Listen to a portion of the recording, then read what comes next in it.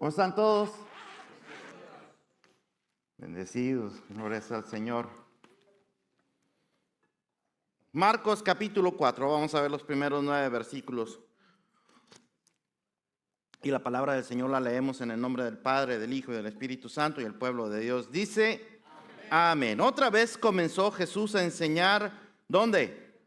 Junto al mar. Y se reunió alrededor de él poquita gente. ¿Poquita gente? Mucha gente. Tanto que entrando en una barca se sentó en ella en el mar. Y toda la gente estaba en tierra junto al mar. Y les enseñaba cómo. Por parábolas, muchas cosas. Y les decía en su doctrina, vamos a ver lo que enseñó. Oíd, he aquí, ¿quién salió? El sembrador salió ¿a qué? A sembrar. Y al sembrar aconteció que una parte cayó, ¿dónde? Junto al camino. ¿Por qué pasó? Vinieron las aves y la comieron. Otra parte cayó ¿en dónde? Pedregales, donde no tenía mucha tierra, y brotó pronto porque no tenía profundidad de tierra. Pero salido el sol, se quemó porque no tenía raíz. ¿Y qué le pasó? Se secó, pues ya no servía para nada. Otra parte cayó entre espinos, y los espinos, ¿y qué le hicieron? La ahogaron, y no dio fruto. ¿Cómo iba a dar fruto así? Pero otra parte cayó en buena tierra, ¿y esa qué hizo? Dio fruto. ¿Qué más hizo? Pues brotó y creció y produjo ¿cuánto? 30, 60 y a 100 por uno. Entonces les dijo, ¿qué les dijo? El que tiene oídos para oír, oiga. ¿Cómo les dijo? El que tiene oídos para oír, oiga. Eso es muy importante. ¿Cómo le dijo? Que tiene oídos para oír, oiga. El que no, pues no. Amén. Padre precioso, en el maravilloso nombre de nuestro Señor Jesucristo, gracias por tu hermosa palabra. Y ahora, Señor, después de haberte alabado con nuestros cantos, Señor, y después de que has ministrado a nuestros corazones, Señor, te alabamos y te damos gracias por nuestros muchachos del grupo de alabanza. Ahora queremos poner atención a lo que tú tienes para nosotros, Señor, a este plato fuerte que es tu palabra. Y oramos, Señor, para que seamos esos que dijo tu Hijo, nuestro Señor Jesucristo, que el que tenga oídos para oír, que oiga, que nosotros seamos esos. Y te lo pedimos en el nombre bendito de nuestro Señor Jesucristo, de tal manera que podamos, saliendo de aquí, dar fruto respecto de lo que tienes en tu palabra para nosotros. En Cristo Jesús oramos y el pueblo de Dios dice, amén. Puede tomar asiento, mi querido hermano y hermana.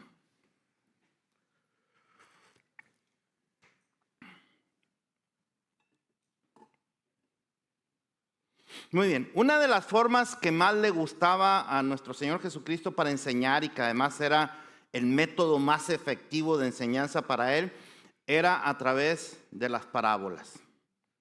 Era el mejor método que él podía utilizar. Y es que a él se le daba de manera natural, no a cualquiera se le da de manera natural enseñar a través de una parábola. Y ahorita vamos a ver por qué, porque lo primero que tendríamos que preguntarnos es, bueno, ¿y qué es una parábola? ¿Qué es una parábola? Bueno, una parábola, la palabra que se traduce como parábola, la palabra griega que significa parábola, es una palabra compuesta de dos. Pará, que significa junto a, y bolos o bailos, que significa echar. Entonces es la figura de algo que se arroja al suelo, dos cosas que se arrojan al suelo, y entonces ven en qué se parecen esas dos cosas. Se empiezan a comparar esas dos cosas. Por eso es que se traduce el significado de la palabra parábola como comparación. Y aunque no está en las notas, no sé si tengas ahí el versículo 30, hijo, no está en las notas, pero búscalo, a ver si lo puedes poner para enseñarles cómo se traduce como comparación. En el versículo 30. ¿Ustedes lo tienen ahí en sus Biblias? Bien, versículo 30, de ese mismo capítulo número 4. Dice, decía también, ¿a qué haremos semejante el reino de Dios? ¿O con qué parábola lo compararemos? ¿Con qué parábola lo compararemos? En griego está diciendo una palabra muy similar. porque dije que se traduce como si fuera a comparar. En griego está diciendo con qué parábola la paraboló. Eso es lo que está diciendo. O sea, el significado es comparación. ¿Con qué lo vamos a comparar? Parábola es comparar. Parábola es comparar. Muy bien. Entonces, ahora, ¿qué es la parábola? Dicho esto, es algo que se va a comparar. ¿Qué es la parábola? ¿Cómo podemos definir la parábola? Pues es un dicho corto, muy corto, que tenía en primer lugar la función de ilustrar una verdad, solo una verdad. Una parábola enseña una verdad, no muchas. Yo he escuchado algunas prédicas en donde el pastor enseña casi cada palabra una enseñanza. No, no es así. Una parábola contiene una verdad encerrada en un dicho muy corto, regularmente o principalmente con respecto al reino de Dios, con respecto a los valores morales o espirituales, o con respecto al carácter o la naturaleza del ser humano o de Dios mismo, ¿no? Regularmente eso es lo que trata de enseñar una parábola. Y el segundo objetivo de una parábola es que cuando se ha entendido el mensaje, entonces pueda provocar una respuesta de parte de quien recibió ese mensaje, cuando ya le han encontrado el significado. Entonces, la ventaja de una parábola, y ustedes lo acaban de ver aquí, yo creo que lo notaron, la ventaja de una parábola es que, como es un dicho que compara una cosa con otra, y ese dicho regularmente está tomado de situaciones de la vida diaria, entonces es mucho más probable que a la gente se le quede un dicho así que una enseñanza muy didáctica. Una enseñanza didáctica es como cuando usted va a la escuela, es como si yo me pusiera aquí a explicar un montón de términos teológicos y cosas por el estilo. Pues seguramente los voy a aburrir y muchos ni siquiera van a entender esa clase de términos que de repente empezamos a utilizar. Pues el Señor Jesús no, hacía todo lo contrario. El Señor Jesús usaba situaciones de la vida diaria. Y entonces con esa situación de la vida diaria encerrada en un dicho bastante corto, entonces atraía la atención del oyente y entonces era más probable que le pusiera atención y era más probable que se le quedara las cosas. Es como cuando a mí me ha pasado muchas veces que yo comienzo a predicar a través de una ilustración y les cuento una historia o alguna cosa así y la gente recuerda esa historia o esa ilustración, porque es mucho más fácil recordarlo así, como si fuera un pequeño cuento, pero en un solo dicho, ¿no? En un dicho muy corto. Eso atrae mucho la atención de las personas que escuchan. Una palabra comienza citando algo conocido, algo de la vida real o algo de la vida diaria, como dije, y después pasa a algo desconocido, que es la enseñanza que trae acerca de Dios o de los valores morales o espirituales o del carácter del creyente o de Dios, etc. Y después cierra otra vez con algo conocido para traer una conclusión. Y cuando ha traído una conclusión, entonces las personas que escucharon dicen, ya entendí el mensaje y esta es mi respuesta. Tiene que haber una respuesta. Si no hay una respuesta, entonces quiere decir que la parábola, en este caso la palabra de Dios, no provocó absolutamente nada en la vida de esa persona, y eso no es porque la palabra de Dios esté mal, sino porque nosotros no teníamos corazones dispuestos para escuchar. Entonces, precisamente, la pregunta es ¿por qué entonces no todos podían entender las parábolas? Principalmente los líderes religiosos, los sacerdotes, los escribas, los fariseos. Ellos no podían entender las parábolas. ¿Saben por qué no podían entenderlas? Porque eran demasiado simples.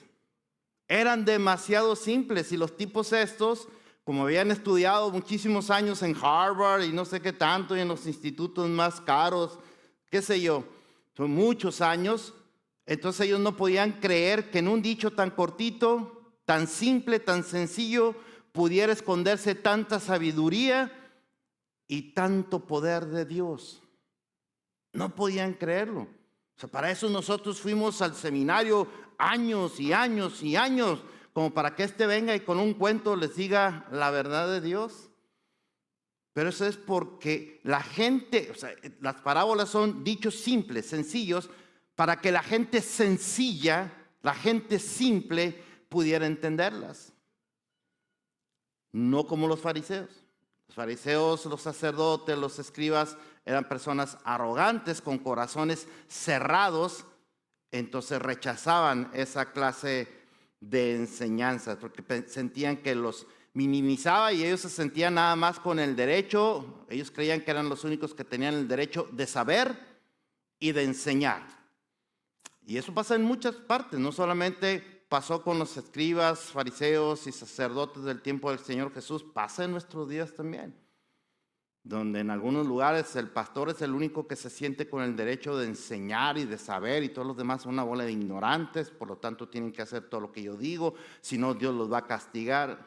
No, ahorita vamos a ver qué es lo que nos enseña nuestro Señor Jesucristo, pero ese es el punto de por qué no podían entender algunos y por qué otros sí podían entender la palabra de Dios. Y otra vez, sigue sucediendo en nuestros días. No solamente fue en los tiempos del Señor Jesús, hoy también sigue sucediendo y eso es lo que vamos a ver.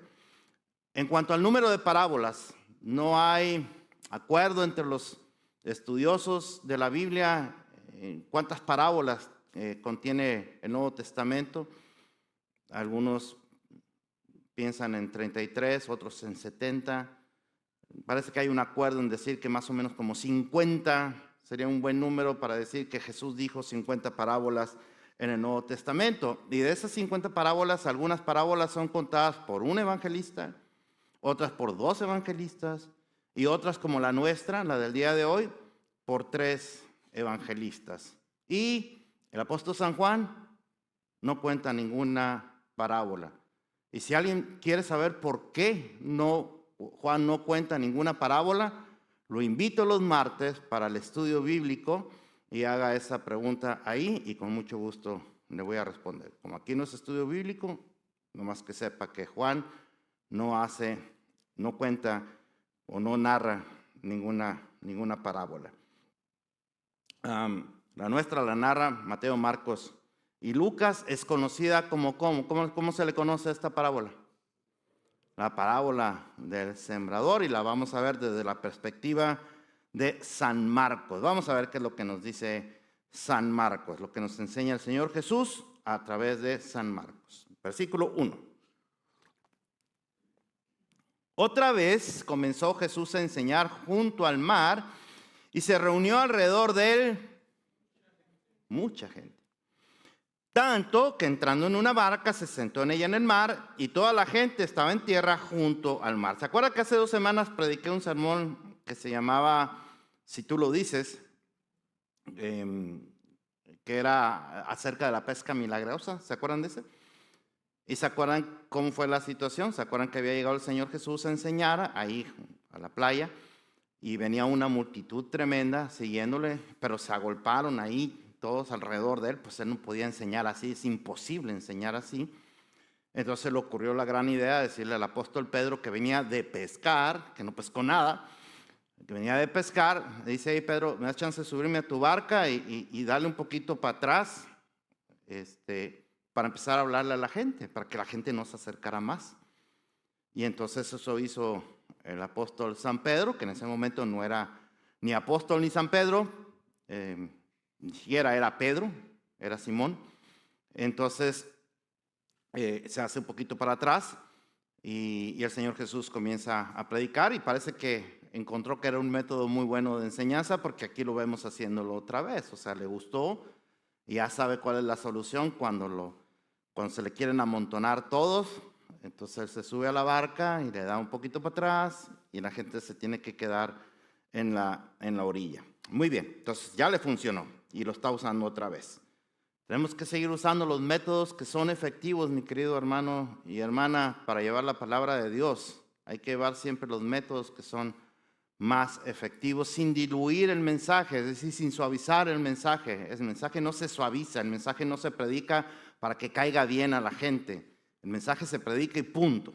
Amén. Así como lo dice el Señor, así como lo dice la palabra, así se predica y punto. No queremos quedar bien con nadie, queremos quedar bien con Dios. Amén. El que lo va a recibir el mensaje, lo va a recibir. Y el que no, por muy suavecito y muy bonito que se lo ponga, el que no quiere, no quiere, mi querido hermano y hermana. Muy bien. Entonces vamos a ver, versículo número 2. Y les enseñaba cómo. Por parábolas, muchas cosas. Y les decía en su doctrina. Muy bien. Mire, aquí lo vemos por primera vez. Esta es la primera vez que lo vamos a ver al Señor Jesús enseñando a través de las parábolas. Y usted se puede preguntar, ¿y por qué? ¿Por qué empezó a enseñar a través de las parábolas? No nos dice la palabra de Dios, pero por eso nosotros buscamos siempre el contexto. Si usted busca el capítulo anterior de este mismo Evangelio de Marcos, va a ver el problema que tuvo él con los fariseos. Estaba teniendo problemas él con los fariseos cuando estaba enseñando, entonces dijo, voy a enseñarles algo de manera que estos tipos no entiendan. Una enseñanza tan simple que no la entiendan porque tienen su corazón cerrado, de manera que pueden argumentar. No pueden argumentar nada porque no están entendiendo absolutamente nada. No pueden creer que de algo tan simple pueda haber una enseñanza tan profunda. Y como dije, pues la idea es que después de haber encontrado esa enseñanza profunda, pues entonces puede haber una respuesta. Si no hay respuesta, mi querido hermano y hermana, no hubo enseñanza. Si no hay respuesta y no hubo enseñanza, quiere decir que esa frase que dice el Señor Jesús, que el que tenga oídos para oír, ¿qué cosa? Que oiga, pues entonces no es aplicable, ¿no? No oyeron. Muy bien, pero ahorita vamos a ver eso. Entonces, a la gente le empezó a gustar que les empezara a enseñar de esa manera, precisamente porque era un método fácil para recordar la enseñanza que se estaba planteando y entonces pudieran tener una reflexión más seria acerca de lo que estaba diciendo o la ilustración que estaba presentando. La gente la podía memorizar mejor y entonces podía al memorizarla mejor, pues también podía razonarla mejor y entonces podía tener una respuesta a ese mensaje. Y así sigue siendo hasta el día de hoy. No hay mejor método más efectivo para enseñar, mi querido hermano y hermana, que la sencillez. Es la sencillez. Si me pongo aquí a hablar en términos teológicos y empiezo a hablarles de la inmanencia del Señor junto con su trascendencia, pues entonces todos van a estar con la boca abierta, ¿no? Pero no de asombro, sino de sueño. Entonces, ese tipo de enseñanzas no llegan al corazón de absolutamente nadie. Decía Charles Spurgeon, que es conocido como el príncipe de los predicadores. Nunca ha habido ningún predicador mejor que Charles Spurgeon, a excepción de nuestro Señor Jesucristo, por supuesto. Tal vez el apóstol San Pablo, pero digo ya de siglos después, no ha habido ningún otro como Charles Spurgeon. ¿De qué año es, hermano? ¿Tú por qué te ríes? O sea, ¿tú piensas que le estoy preguntando porque lo conoció? No lo conoció. Pero ya de 1870, imagínense, Charles Spurgeon tenía muchísimas anécdotas que contar, muchísimas anécdotas que contar. Es más, ya ni me acuerdo ni por qué dije, por qué mencioné a Charles Spurgeon. Ahorita me voy a acordar. Yo creo que está viejito soy yo, ¿no? Muy bien. Dice el versículo 3 y 4. Oíd, he aquí, el sembrador salió a sembrar, y al sembrar aconteció que una parte cayó ¿en dónde? Junto al camino, y vinieron las aves del cielo y la comieron. Mire, como pastor y como maestro de sublime gracia, me parece una de esas prédicas muy fáciles de explicar. ¿Sabe por qué? Porque yo no tengo que interpretar nada. No tengo que interpretar absolutamente nada. La mayor parte de los sermones que predico hay que estar interpretando la palabra de Dios para poderla predicar.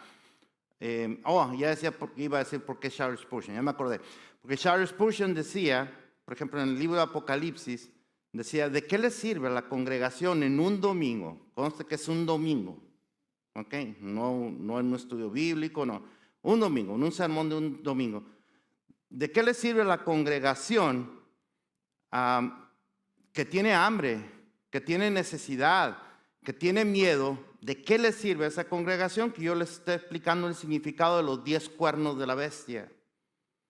Entonces uno tiene que traer un mensaje que sea digerible para la congregación y que sea de provecho para la congregación. Hay detalles de ese tipo de cosas, como lo que acabo de decir. Si usted quiere saber por qué Juan no narra ninguna parábola, pregúnteme, pero en el estudio bíblico le invito para que vengan los estudios bíblicos. ¿Cuándo son los estudios bíblicos? Los martes a las 7. Muy bien. Entonces, me gusta mucho esta parábola porque realmente yo no tengo que interpretar absolutamente nada. El Señor Jesús la explica. Él solito la va a explicar y eso es lo que vamos a ver ahorita. Mire, por ejemplo, esta parte, aquí vuelvo a poner ese versículo 3 y 4, hijo. Dice, he aquí, el sembrador salió a sembrar y al sembrar aconteció que una parte cayó junto al camino y vinieron las aves del cielo y la comieron. Cuando él terminó de dar toda la parábola, los discípulos le dijeron, no entendimos ni papa, ¿de qué se trata esto? Y entonces él dijo, ok, les voy a explicar. Y esa parte, el sembrador salió a sembrar y al sembrar aconteció que una parte cayó junto al camino, vinieron las aves del cielo y se la comieron. Él la explica en los versículos 14 y 15. Mire cómo dicen los versículos 14 y 15. El sembrador es ¿quién? El que siembra la palabra. Muy bien. Y estos son los de junto al camino, en quienes se siembra la palabra. Pero después que la oyen, enseguida viene ¿quién? Viene Satanás. ¿Y qué es lo que hace Satanás? Quita la palabra que se sembró en sus corazones. En otras palabras, el sembrador es el que siembra la semilla y la semilla es la palabra de Dios. ¿Y el sembrador es quién? Es Dios, nuestro Señor Jesucristo. Pero también somos todos los siervos y siervas que estamos llamados a sembrar la palabra de Dios en otros. Amén. Ese es trabajo nuestro, Él nos llama para hacer esa función. Pero en este caso se está refiriendo a Él. Entonces, la tierra, ¿qué es la tierra? Es representada entonces por el corazón humano, que es donde va a caer esa semilla. Y los pájaros son ¿quién? Satanás. Porque ¿qué hacen los pájaros? Las semillas se la llevan, no la dejaron crecer, se la llevaron luego. Entonces Satanás, eso es lo que hace, esa es función de Satanás. Entonces, cuando alguien siembra, un sembrador, los que han estado en el campo saben muy bien de esto. Cuando alguien siembra con la ilusión de ¿qué? De tener fruto, de cosechar un fruto. Y es paciente para esperar ese fruto. Lo está esperando con mucho anhelo, pero aquí no se dio el caso. No se dio el caso. ¿Por qué? Porque sembró, pero vinieron los pájaros, es decir, vino Satanás y entonces se llevó la palabra. ¿Quiénes son estas personas entonces, mi querido hermano y hermana? Son personas que todavía siguen existiendo en nuestros días. Son personas a las que se les predica la palabra de Dios, que al principio parece que les parece interesante, que la quieren recibir muy bien, pero que saliendo de aquí vuelven a su vida de antes. Siguen haciendo exactamente las mismas cosas de siempre. Siguen creyendo lo mismo, siguen viviendo lo mismo. Tal vez cambian su manera de pensar, al decir, porque Satanás va a venir y les va a robar, les va a engañar y va a decir, no le hagas caso a ese pastor es un ignorante. No le hagas caso. Tú puedes creer a tu manera, tú alaba a Dios a tu manera y tú sirve a Dios a tu manera, no a la manera que diga Él. Y entonces Él va a decir, sí, cierto, ¿por qué tengo que hacerlo como a la manera que diga Él? Es que no es a la manera que diga Él, es a la manera de Dios. Y el pastor lo que está haciendo es predicar palabra de Dios. Aquí es lo que está diciendo el Señor Jesús. Está hablando de palabra de Dios. Vino y sembró la semilla y la semilla es la palabra de Dios. Eso es lo que Él dice.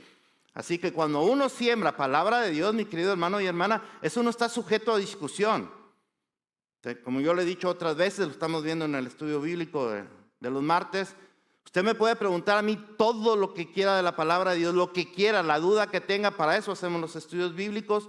Yo le voy a contestar. Si no lo sé, le voy a decir no sé. Déjeme investigarlo, déjeme estudiar, que no lo sé todo. Y le voy a dar una respuesta bastante bien razonada, bastante bien desglosada, con la Biblia en la mano, siempre con la Biblia en la mano. Jamás le voy a dar mi opinión. Pero si después de eso usted se quiere poner a pelear conmigo, lo siento, no le entro a ese jueguito. Yo no entro a ese juego, yo no me pongo a discutir. Me hiciste una pregunta, te di una respuesta, más, no más. Lo demás es asunto de Dios. Amén. Entonces no le entramos a ese juego, ya lo pasamos una vez y no tuvo nada buen resultado en aquel tiempo. Así que ya aprendimos, no lo hacemos. Entonces, cuando a estas personas se les predicó, salieron de aquí y se les olvidó. Es muy simple. ¿De qué habló el pastor? Contó un chiste. Muchos se acuerdan de eso, ¿no? Contó un chiste. Entonces Satanás viene y los convence de que están perdiendo su tiempo ahí. No vayas ahí, estás perdiendo el tiempo. Mira, el clima está bonito. En Chicago nunca hace bonito clima. Ahorita es para que vayas a hacer una carnita asada, para que estés con la familia. ¿Qué andas haciendo ahí perdiendo el tiempo? Y esa gente dice, sí, cierto, voy a aprovechar. O los que dicen, el domingo es el único día que tengo para levantarme tarde. Y Satanás dice, tú te mereces descansar, no vayas, deja que vayan estos que son una bola de flojos, no hacen nada en toda la semana. Entonces, sí, hoy tenemos el servicio a las 12:30. Sí, yo sé, hija, yo sé. Dios está haciendo cosas contigo. Muy lento, pero está haciendo las cosas contigo. Ya, bueno. Algún día. Versículos 5 y 6. Otra parte cayó ¿en dónde?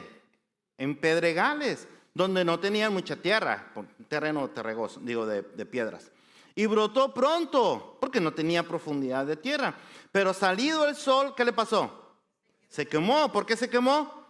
Porque no tenía raíz. Se secó. Ok.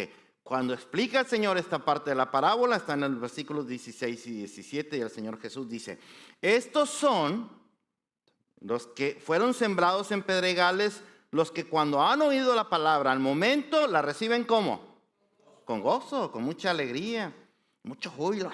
Amén, aleluya, gloria a Dios. Sí los ha visto, ¿no? Aleluya, gloria a Dios. ¿Cuántos redimidos por Dios hay aquí? Amén. ¿Y qué es un redimido? Sepa, pero se oye muy espiritual. Pero no tienen raíz en sí, sino que son de corta duración.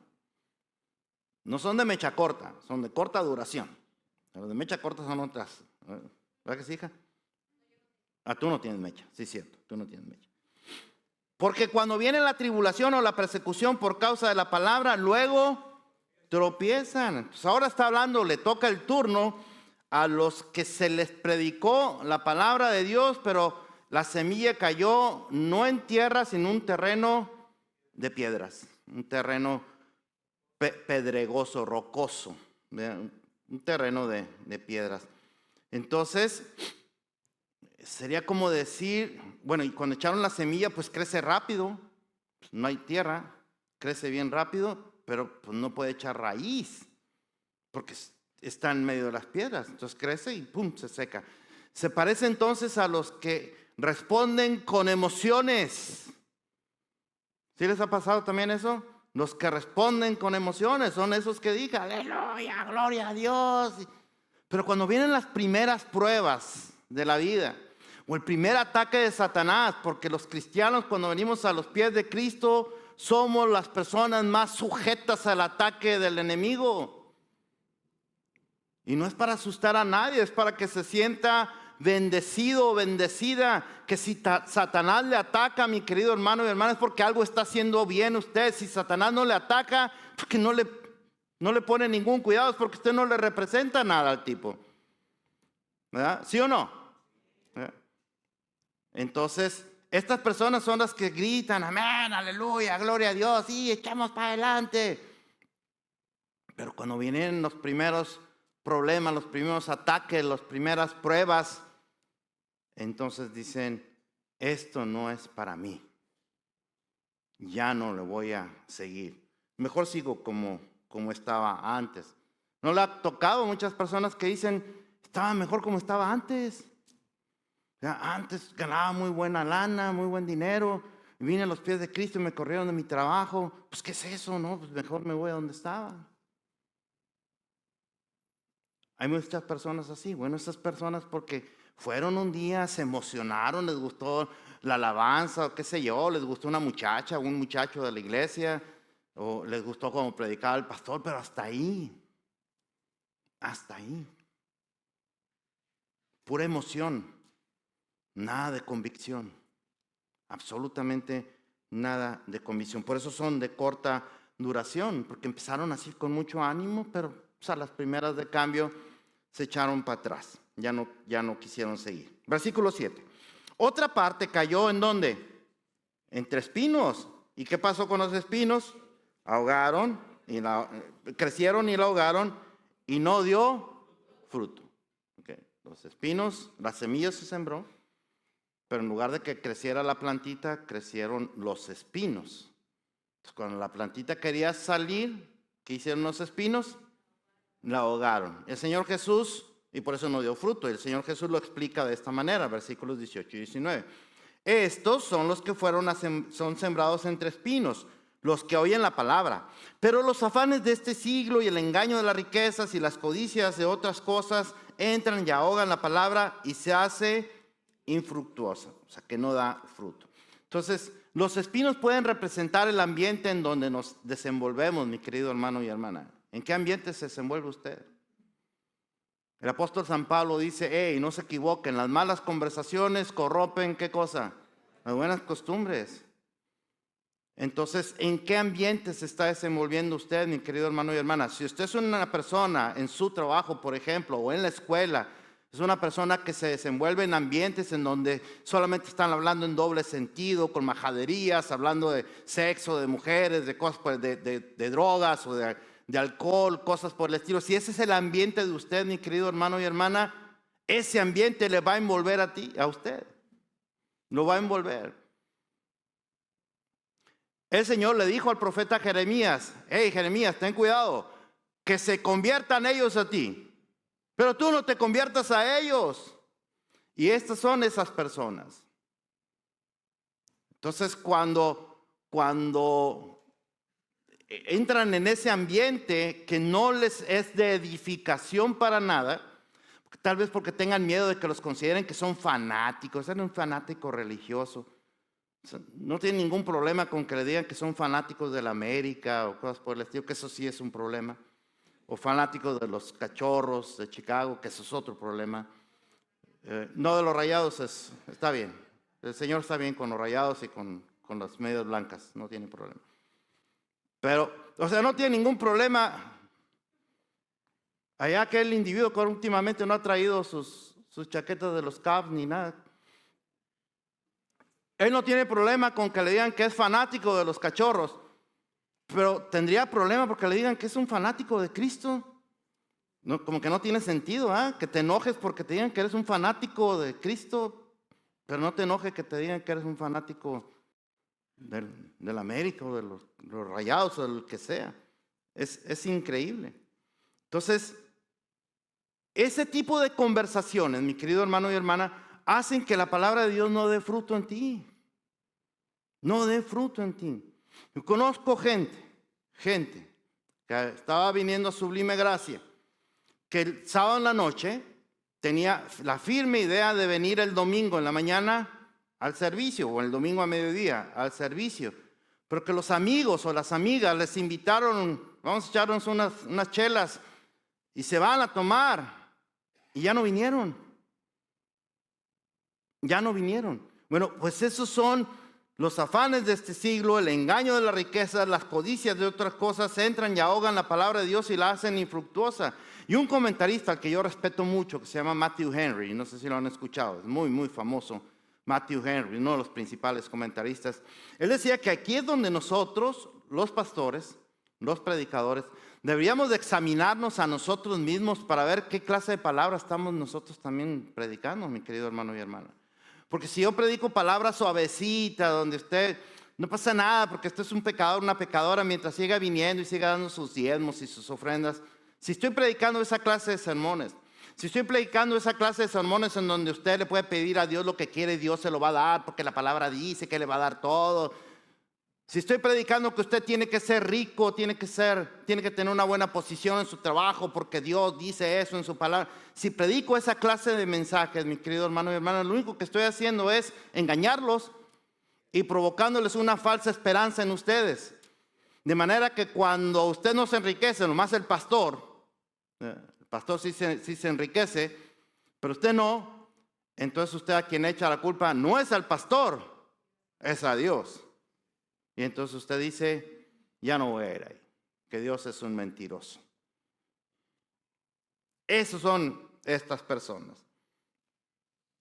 O sea, si lo que yo predico es palabra de Dios, entonces usted no tiene ninguna oportunidad de cuestionar a Dios, que lo único que estoy haciendo es traerle la palabra. Pero si le estoy dando mis opiniones, mis ideas, mis deseos, mis imposiciones, y usted lo recibe, mi querido hermano y hermana, eso es culpa de usted, no mía. ¿Ok? Usted tiene la obligación de comprobar que todo lo que yo diga esté conforme a la palabra de Dios, como hacía la iglesia en Berea. ¿Se acuerdan de eso? ¿Se acuerdan de eso? ¿Sí? ¿Qué hacía la iglesia de Berea? Revisar la enseñanza, revisar la doctrina, revisar la prédica, para ver si estas cosas eran así. ¿Qué querían decir con revisar? Quería decir que las comparaban con lo que enseña la Escritura. Entonces, si coincidía, entonces, bienvenida, lo aceptamos. Decía el honorable Martín Lutero, cualquier enseñanza que no cuadre con las Escrituras debe ser rechazada, aunque haga llover milagros todos los días. Y eso es lo que pasa en muchas iglesias, que se dejan ilusionar por los supuestos milagros, aunque todo lo que están diciendo son una bola de falsedades y herejías, blasfemias. Pero como parece que hacen milagros, entonces tiene que ser Dios. Martín Lutero decía muy bien que eso no debe ser rechazado, no debe ser aceptado, aunque haga llover milagros todos los días.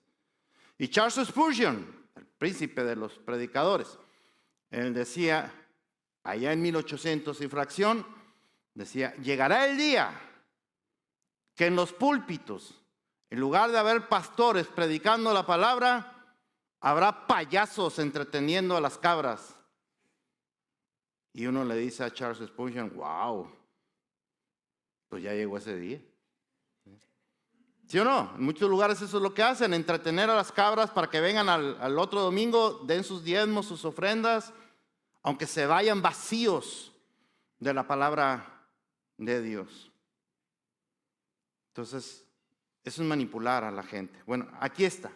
Es esto lo que provoca esta clase de prédicas. Versículo número 8.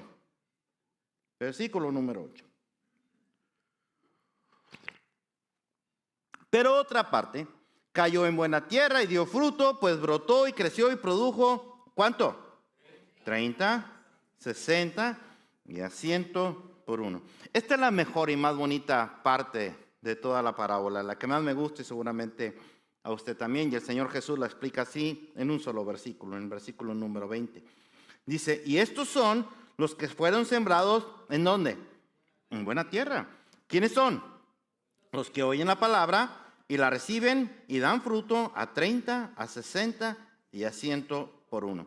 Esta fue la gente que fue receptiva al mensaje, fue receptiva a la palabra de Dios. ¿Qué es un corazón receptivo, mi querido hermano y hermana? ¿Qué piensa usted que es un corazón receptivo? Es un corazón que sabe escuchar, que sabe atender, que después de haber escuchado puede aceptar y entonces tiene una respuesta. Y entonces va a empezar a hacer cambios en su vida. Ese es el fruto. Empieza a dar fruto, empieza a haber cambios en su vida. Y estos cambios que empieza a tener esta persona, los empieza a manifestar principalmente con la gente que lo conoció cuando andaba en el mundo. ¿Sí? Y entonces empiezan a ver ese cambio que ha tenido y dicen, hey, ¿qué te pasó? ¿Qué te pasó? Fuiste a una iglesia donde te lavaron el coco. Y esa persona le dice, no me lavaron el coco. Me lavaron el coco, me lavaron el corazón, me lavaron el alma, me lavaron el espíritu por la sangre de Cristo. Amén. Amén. Muy bien. Eso es lo que hace la sangre de Cristo. Eso es lo que hace la sangre de Cristo, mi querido hermano y hermana. Limpia del pecado. No la anden usando para todo. ¿Verdad que sí? ¿La usan para todo? Sí. Cuando el COVID y todo, ya estoy cubierto con la sangre de Cristo, pues te va a dar COVID. O sea, si no te cubres igual con la sangre de Cristo, te va a dar COVID, porque la sangre de Cristo no hace eso. La sangre de Cristo solo salva, no más. O sea, no la uses de chaqueta o de escudo, no la uses, no funciona así. No lo uses de amuleto. Si te quieres cuidar del COVID, abrígate bien, vacúnate, cosas por el estilo. Pero no te escudes en la sangre de Cristo, porque la sangre de Cristo no hace eso. Muy bien. Entonces la gente empieza a notar esos cambios en el creyente, y esos cambios pueden ser en diferentes medidas. Hay quienes cambian al 100%, hay quienes cambian al 60%, hay quienes cambian al 30%, pero el punto es que todos cambian. Amén. Y eso es algo, mi querido hermano y hermano, que usted debe de saber, que todos los que somos creyentes en Cristo Jesús, que somos verdaderos creyentes en Cristo Jesús, no vamos caminando al mismo paso. Algunos caminan más rápido que otros, algunos están más comprometidos que otros, pero el punto es que estés comprometido. Entonces tú no puedes andar juzgando a alguien. Yo no puedo andar juzgando, yo no sé, a Vanessa porque yo apenas tengo un año en los caminos del Señor, y miren, ya estoy en el seminario, y esta que tiene ya como 20 años, apenas viene a los servicios. O sea, tú no puedes estarte comparando con nadie. Compárate contigo, no con otros. Amén. Solamente contigo, no con los demás. No tienes ningún derecho. Lo importante es que vayas avanzando. Ve avanzando, ve dando fruto. Y versículo número 9. Entonces le dijo, ¿qué le dijo? El que tiene oídos para oír, oiga. Esta frase la dice varias veces nuestro Señor Jesucristo. Y no es otra cosa más que saber que los oídos fueron diseñados ¿para qué? Para oír, para escuchar, para eso. Dios nos dio la capacidad de poder escuchar. ¿Para qué? Para entender. ¿Para qué más? Para reflexionar. ¿Y para qué más? ¿Para qué queremos entender y reflexionar? ¿Para qué? ¿Para qué? Para hacer un cambio, para tomar decisiones. ¿Sí? Sean cambios o sea lo que sea. Para eso nos dio el Señor Jesús esa capacidad. Pero muchas veces sucede, como decimos en México, no sé si se diga en otros países, por un oído te entra y por el otro te sale. Entonces ahí no se cumple esa palabra. Ellos no tuvieron el oído para oír, porque entró por aquí y salió por acá. Y es como si no se dijo nada. ¿Amén? Otra vez, son los que salen y alguien dice, qué bonito estuvo el sermón. Me encantó la palabra de este domingo. Y el vecino le dice, ¿y de qué predicó? Oye, pues ya estabas tú. Pero estaba bien jetón, ¿verdad? Estaba bien dormidote. Bueno.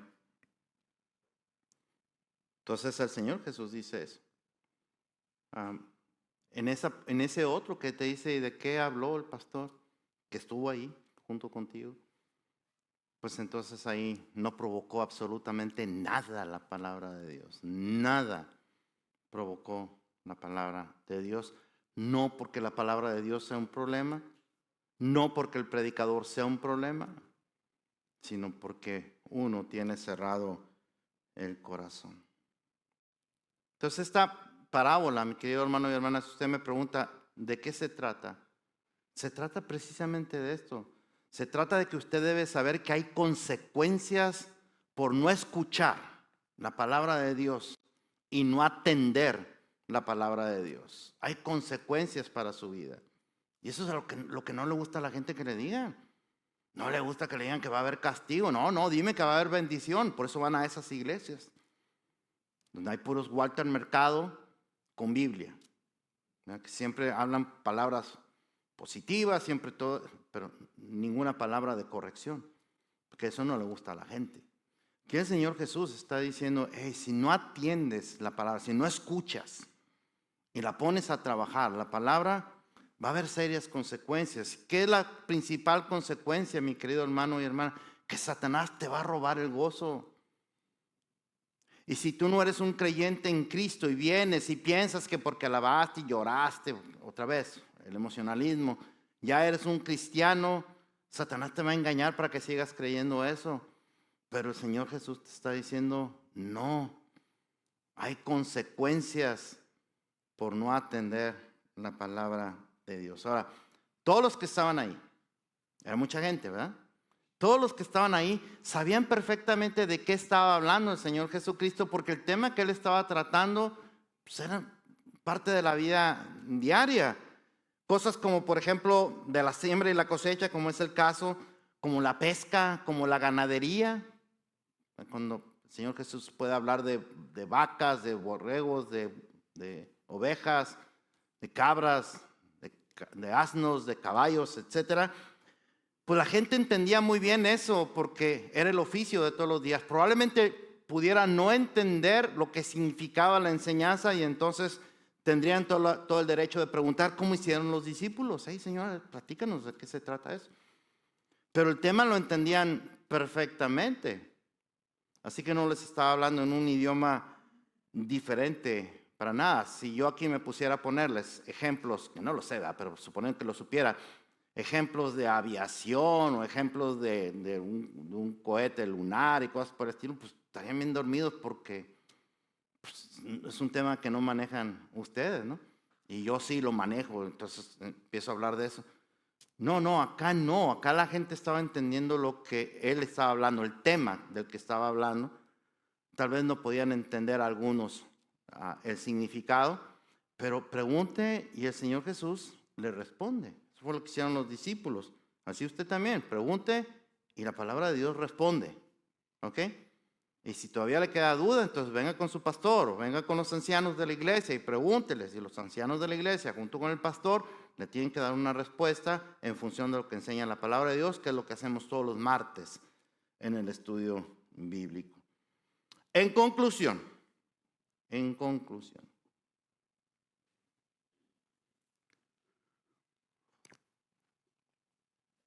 mire, nosotros somos llamados a ser sembradores de la palabra. Usted está llamado para ser sembrador de la palabra. Y usted debe saber que la palabra que usted predique puede caer en tierra fértil o no. Pero usted, aun si cayó en tierra infértil, pues es su obligación seguir predicando la palabra de Dios. Es decir, no es trabajo de los pastores nada más, es trabajo suyo. Es trabajo de todos los cristianos. ¿A quién está hablando aquí el Señor? ¿A quién está hablando? A la multitud. No le está hablando a los pastores. No le está hablando a los apóstoles. Está hablando a la gente. El trabajo de nosotros, la gente del pueblo de Dios, estamos llamados para traer palabra de Dios, para sembrar palabra de Dios. Y donde caiga no depende de nosotros, va a depender de qué tan receptiva o no era esa persona para asimilar o para escuchar la palabra. Pero nosotros tenemos que seguir sembrando. Ahora, si aparece fruto, quiere decir que la palabra de Dios cayó en buena tierra. Amén. No importa si es poquito fruto, o si es un fruto más o menos bien, o si es un fruto abundante. Lo importante es que dé fruto. Y lo importante es que al que dio poquito fruto, nosotros lo animemos para que siga dando fruto, para que se siga fortaleciendo. Es como si usted tiene un niño que batalla en la escuela para aprender y saca puras Fs en la escuela. Y usted le llama la atención al niño. Y entonces el niño se esfuerza por estudiar más y saca una C. Y usted lo regaña y lo castiga por burro, porque de F pasó a C, en lugar de premiarle que pasó de F a C y motivarlo para que pase a B. Entonces, así también, hermanos, si alguien en sublime gracia está dando poquito fruto y usted es uno de los que da mucho fruto, no vaya y lo pisotee, por el amor de Dios. Vaya y anímelo. Anímela para que siga dando fruto. Ahora, el fruto es algo continuo. No es algo de una vez y ya. No. Para los que nos gusta la gramática, en español o en griego, los verbos dio. Me vuelve a poner el versículo 8, por favor, hijo.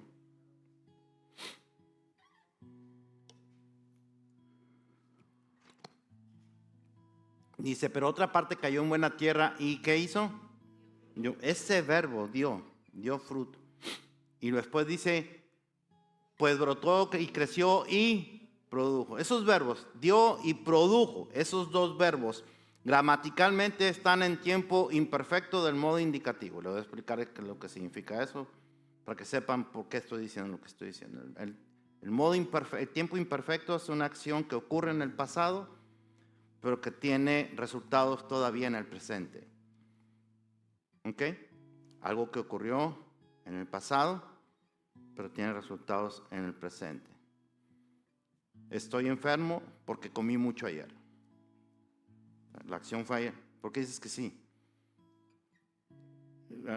La acción la cometí ayer, pero el resultado lo tengo hoy.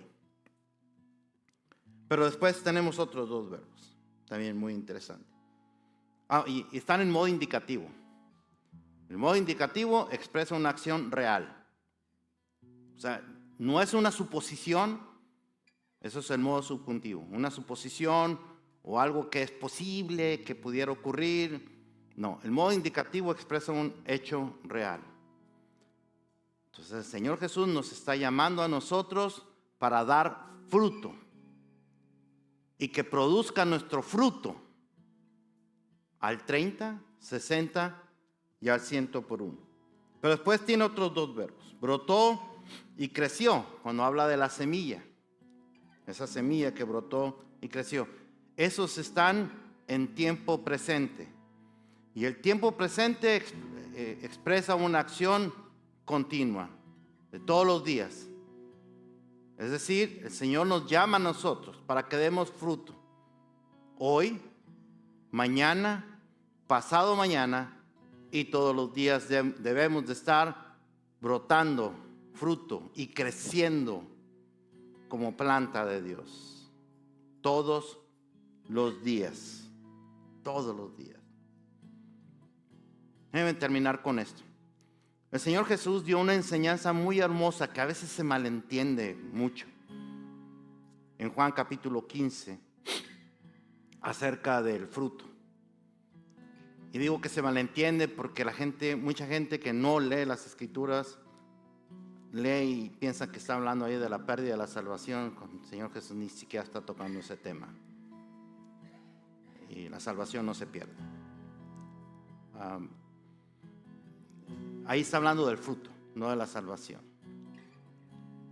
Y en el versículo 16 de ese capítulo 15, dice el Señor Jesucristo: no me elegisteis vosotros a mí, sino que yo os elegí a vosotros y os he puesto ¿para qué?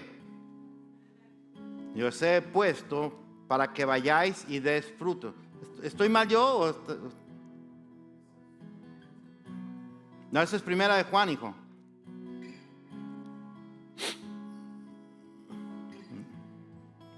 Juan 15, 16.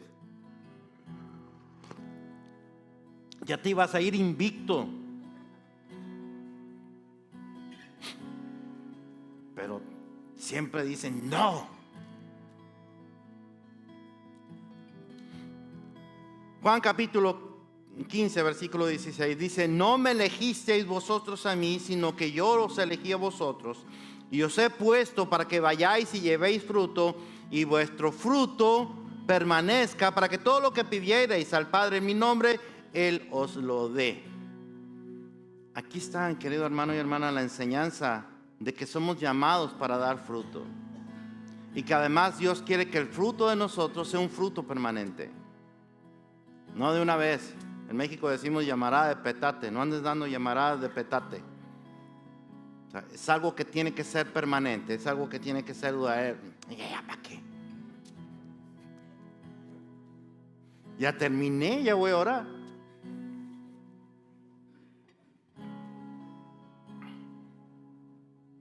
Sería bueno, mi querido hermano y hermana, sería muy, muy bueno que preste mucha atención a este mensaje de hoy. Muy, muy bueno. Para que a final del año o a principios del 2026 nosotros mismos pudiéramos hacer una autoevaluación para ver qué tanto fruto dimos. ¿Sí? Porque esa es la manera honesta de decir si la palabra de Dios produjo un cambio en usted o no. Porque si todo sigue igual, mi querido hermano y hermana, pues entonces usted solamente viene a escuchar a un tipo que está hable y hable y hable y hable y hable y hable, y usted diciendo a qué hora se va a acabar porque ya tengo hambre. Pero vengo porque si no me va a estar hablando. Entonces, esa es la mejor autoevaluación que podemos hacer. ¿Qué fruto dio, mi querido hermano y hermana?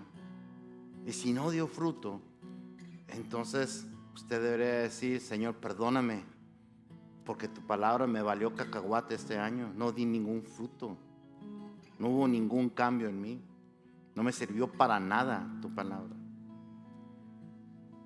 Y no porque sea problema de la palabra, sino porque fue problema de mi corazón. Y lloro, mi querido hermano y hermana. Conocía este mensaje.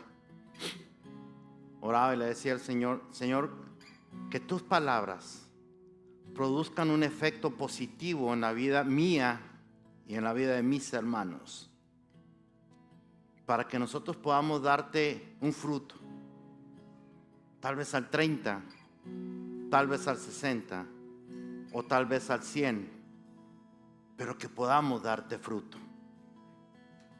Si así lo hacemos, entonces vamos avanzando, porque significa que tu palabra cayó en tierra fértil y no en tierra infértil. ¿Cuántos dicen amén? Amén.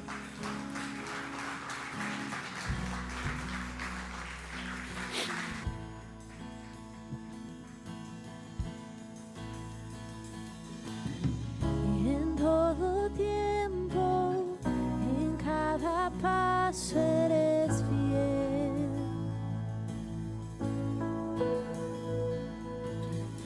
En la tormenta eres mi fuerza, eres fiel.